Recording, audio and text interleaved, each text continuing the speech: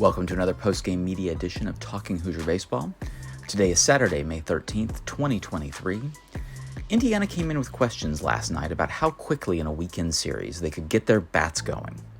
Despite facing a Friday pitcher in Khal Stephen who had been very effective against Big Ten hitters, the Hoosier bats got off to a fast start with 4 runs on a pair of homers in the first inning. They added 3 more homers in the fourth. When all was said and done, every Hoosier in the starting lineup had at least 1 hit, and 7 of them had homered. Hunter Jessee hit 2 home runs in 1 inning, and Phillip Glasser tied a Big Ten record by scoring 6 times in 1 game. Following the game, the media spoke with head coach Jeff Mercer and Jessee. Coach, I started yesterday by asking you about getting off to a hot start. Yeah. You clearly didn't have a problem with that today. Yeah, no, I told the guys before the game, I told the coaches, and I told the kids afterwards, I said it was the best pre-game BP and pre-work I've seen us take in my time at Indiana. We do a challenging pre-work drill set, and I get up there and pitch and mix and all the hacks and spin balls, and we were really locked in. We were really, really good. And so I told the coaches, they're either going to be really good tonight or they got me fooled. And I was hoping I wasn't going to be a fool. So they were really good from the beginning, and they just kept going. And, you know, as a coach, players can be frustrated with you at times because you have an image in your mind, an expectation in your mind of what they're capable of, and then you just have to push and push and push. And sometimes you got to be a little bit uncomfortable and make guys uncomfortable, and we just continue to push because we know we're capable of being a really good offense and getting off to a good start and following the game plan. And just like I told them, that Friday against Maryland, we just similar profile of pitcher, and we didn't follow the plan. We didn't execute the plan, and even when you do execute the plan, things don't always go right. But you have to give yourself a chance by going out there and at least acting like we had a scouting report meeting before the game. And so we did that. We executed really, really well. We were on time for fastball. We knew the profiles of it, and we did exactly what you would hope that we could do on a really good day, right? Some fortuitous bounces besides, Tibbetts getting a homer rob for the second or third time. Besides that, we had some balls that found some holes, but we were excellent. You said yesterday during the presser that you would know a whole lot more about Purdue by 1 p.m. today than you did at that point. Without revealing too much, what did you find out that maybe could have suggested the success you guys had tonight? Well, that's a good. He's been terrific, and I want to make sure I'm very, very respectful because he's been terrific. He beat Maryland. I think he beat Rutgers. He's won 3 or 4 Fridays, but it's a good profile for us. It's a lot of the way that we train, and so I wasn't worried if we followed the plan. I thought we would have success. I think seeing it in person is always important, but I thought we would be fine against them. Now they may catch the line drives, but if we followed it, we would be okay. So I kind of thought going into it we would be okay, but I wanted to see if we could make an adjustment because he was really similar to the Dean kid from Maryland. But what I saw from us tonight was we have a gear that we haven't been at in a long time. And now the question is can we sustain it? Not in the outcome of it, but in the way that we go about it, our business. And there's young teams that find themselves over the course of the season, and hopefully that was a moment for us that we can find and then hold on to that and understand that all the work and all the adjustments and all the swing changes in the last 2 or 3 weeks, they're for a reason. It's because you want to be playing your best baseball at the end of the season. And if you pout about it, if you make excuses why you can't, then you never find a way to get better. And so I think that's probably what I would find about us is that we were able to embrace making adjustments and making changes and getting our chops busted and being held to a really high standard and being able to execute at that level. And I also found out that, Purdue's going to be offensive. They're going to swing the bat, and, this is going to be a dogfight. It's 1 game, but, they could have rolled over and not competed. And they did a great job competing. They're offensive enough to make that a game. I know that the end score, but it wasn't comfortable there until the 9th, right? Ben did a really good job of coming in and settling things down and kind of finishing it off. But, it's 0-0, and so now we're going to see if we can do it again. But I think you found out that Purdue's going to be offensive as well. With that, Go ahead.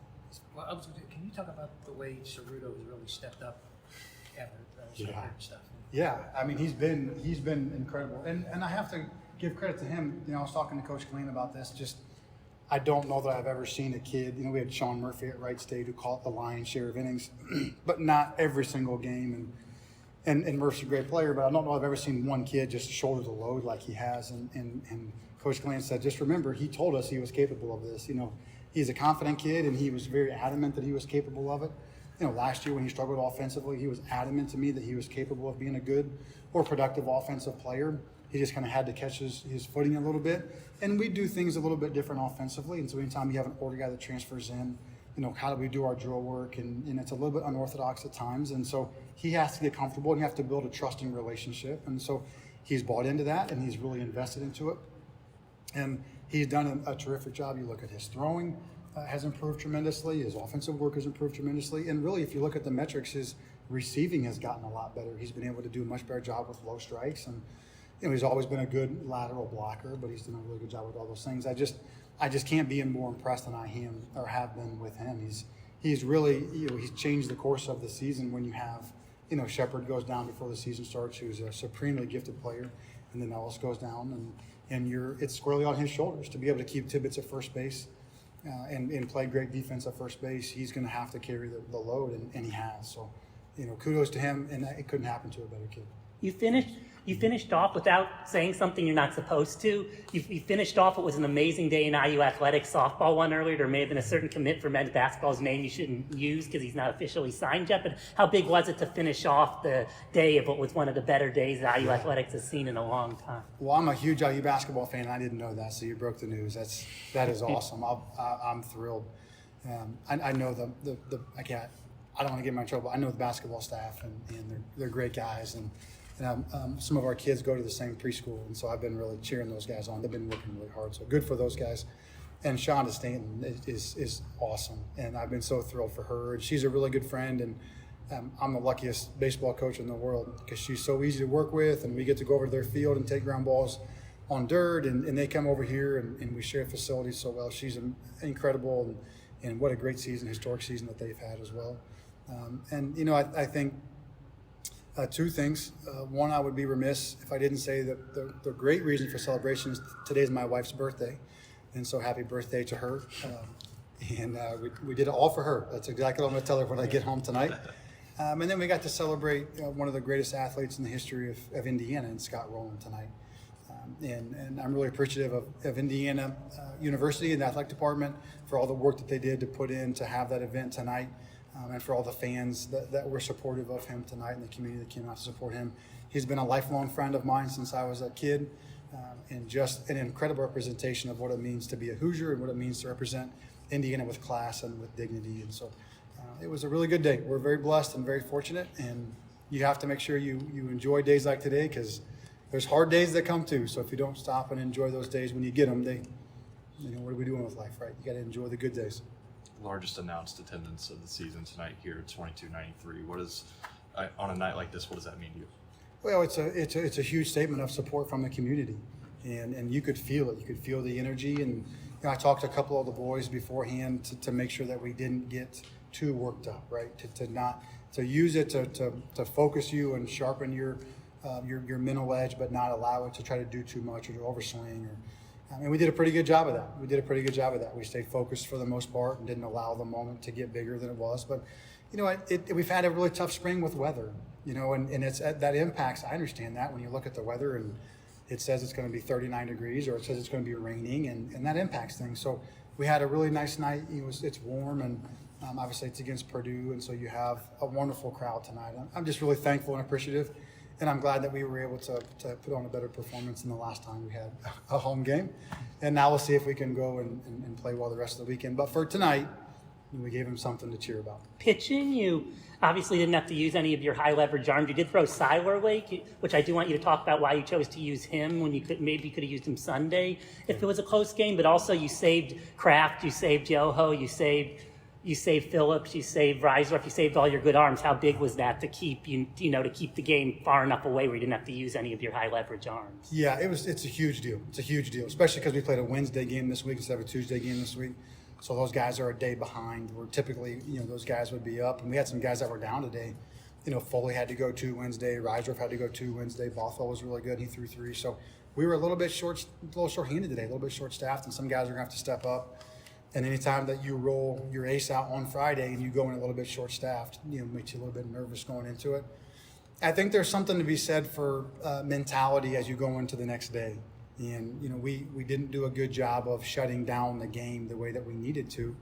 And so you have to make a decision as a coach. Are we going to let this thing bleed its way out? And then, we're going to have to go somebody else that we really don't want to. Or do you put the adult in the room in there and say, the game's over, we're going to finish this thing. And we're not going to give them, the life that we go into tomorrow. And it's, 20, what is it, 25, something like that. It's 25 to 18, and all of a sudden we didn't feel like we won the game. It's like we're gonna win the game, we're gonna finish this thing, put the adult in the room on the mound, and it's over with. And I think you have to do that for the kids. You have to do that for the feeling of the game. When you score 25 runs or whatever we did, you should feel like you won. And so Ben did that for us, and so that's a very valuable role. And so he's got he'll have a day off, and then hopefully be able to bounce back on Sunday if we need him. And Ben's pitched a lot of college baseball innings and won a lot of games, and I'm sure he'll take a few ibuprofen and run a few laps and get that wing fired up again and ready to go. When your offense has as many big innings as you guys had, how tough is that on a starter like Luke, and how do you feel like he handled it? Yeah, you're right, that's a real thing, and especially for a guy that's so big, his back can get tight, your hips can get tight, and so you're excited that you're having those big innings, but you want to finish the inning, right, where we had a bunch of 2-out RBIs, a bunch of 2-out hits. And so you got bases loaded, there's 2 guys on, and you don't want to have this big 25-minute inning and score 1 run or score 2 runs. It's like put up a crooked number, put up a 3, 4, 5, 6 spot. And so once we did that, then it's like, okay, that's kind of the roll of the dice. But he did a good job managing it, and he attacked them. I know they hit a few homers and that stuff late, but that's what you want a guy to do. Like we're not going to walk our way into a 5-run inning. If you hit me, you hit me. But I'm going to go out here and I'm going to pour it in there, and we're going to play baseball. And that's what you need him to do. And he did that. And he kept the game moving along. So kudos to him for just going and attacking and making sure that we didn't allow those. We may score 2, but you're not going to score 5 like that. And kudos to him. He was really good. He was excellent. I told Scott before the game, I said, you're really going to like this guy a lot. And he'd been around, but he'd seen him on TV and hadn't seen him in person as much. And so I'm kind of curious to get his 2 cents, because I'd imagine he liked him a lot. What's the message to the guys in the dugout in a game like this? You got to keep going. You have to keep going. Just every time you're on offense, your at-bats, that's the most important at-bat of the day. And I always tell our guys, it's a one-run game, one-run mentality. Get to first base, it's a one-run game. Because, we got to that point on Wednesday where we were up by, 6 or 8, and then all of a sudden it's like pop up. And, we've got to just finish ball games. We haven't done that. We haven't finished. We haven't just ran away with it. And so you have to do that, because in these series, every single pitcher is so valuable, and sending the message, honestly, across the field that we're going to keep coming.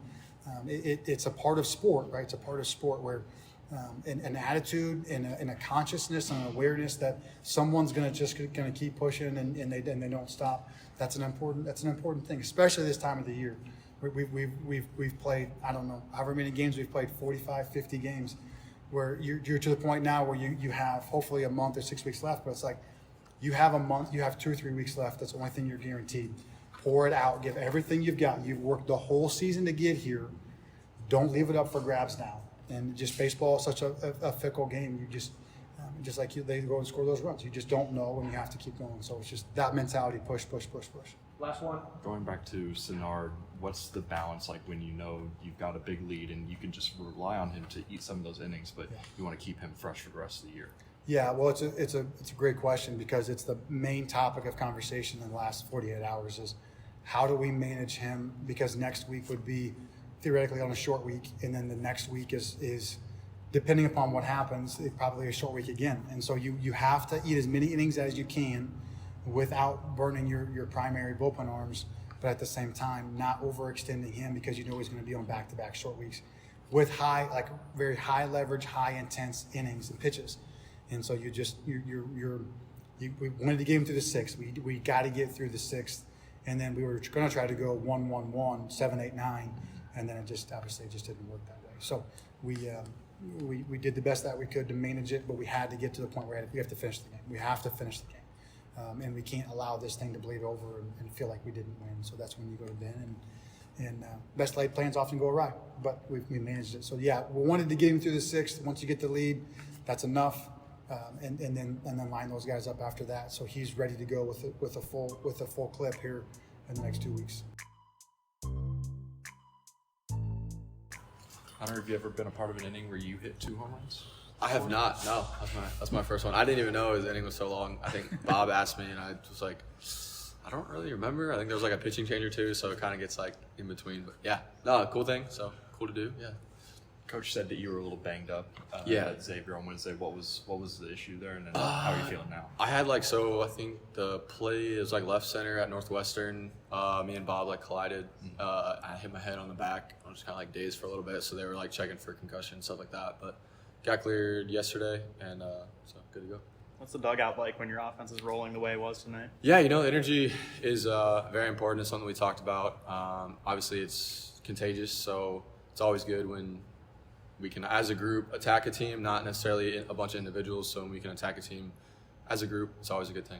Is it just baseball? Because you had the thing earlier in the year with Iowa where you weren't hitting well, then it took one breakout game with Ball State, and then you started hitting the cover off the ball, and then you hit it a little bit with Maryland and Northwestern again, and then again Sunday against Northwestern, you started hitting the ball really hard again. In the last 3 games, it's been you continued it. What is it about once you get out of a slump, the offense for one game, it keeps rolling and rolling? Yeah, I think just kind of maybe taking a mental break, I guess, from not baseball, but just taking a mental break, kind of hitting the reset button, getting back in here, getting back to my fundamentals of what I do well. I think that's what's been working for me. Coach mentioned about a week ago or so that he had made some adjustments with you. Can you kind of talk about that process and what's allowed you to be so successful lately? Yeah, so it was majority with my hands and just my intent level, getting my hands back to a position where I can get flat to the baseball. And then intent level, just going up there and getting my swing off rather than trying to push balls the other way. Or today, so all my hits were left field, which is great. But I wasn't trying to do that. It's just my intent level needed to be better. So just getting that better, I think. Coach mentioned a lot about the bat speed and trying to get your swing back. Is that something that was a focal point? Yeah. I think that just goes back to my intent, just trusting. So obviously I had my hamate surgery, so kind of stop being a wuss and just kind of.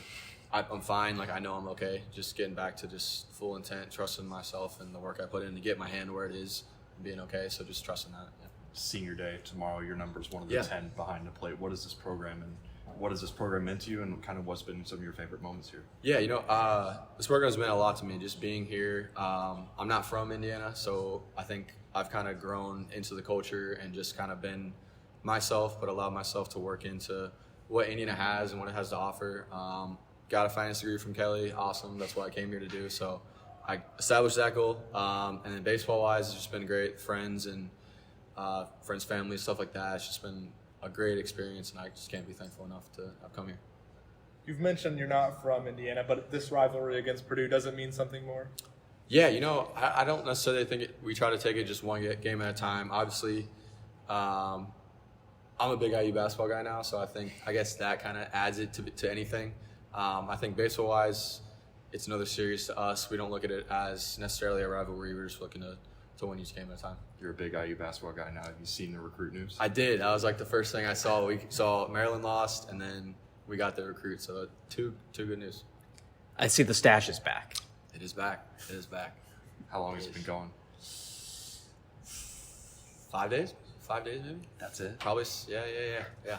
You mentioned the Maryland news as well. How much of the rest of the season are you scoreboard watching to see around, or are you guys just focusing on yourself? We're just focusing on ourselves. Nothing we can do. Everything's in our control. That's all we can control. So not necessarily focusing on that.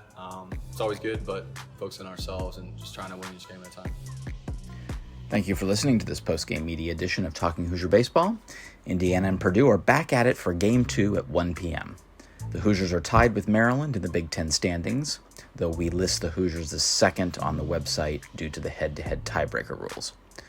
One more Indiana win would also clinch a berth in the Big Ten tournament. See you at the BART.